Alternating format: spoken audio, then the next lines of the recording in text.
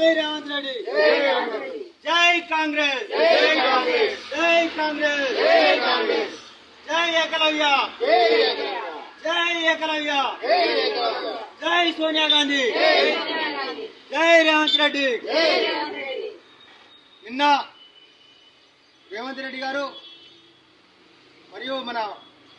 మంత్రివర్గం తెలంగాణ రాష్ట్రంలో ఏకలవ్య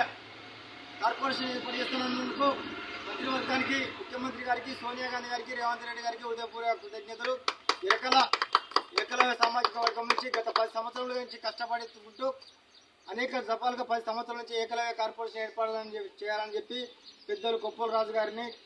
గతంలో ఉన్న ఉత్తమ్ కుమార్ రెడ్డి గారిని, గతంలో ఉన్న రాహుల్ గాంధీ గారిని, గతంలో ఉన్న కుంతియా గారిని,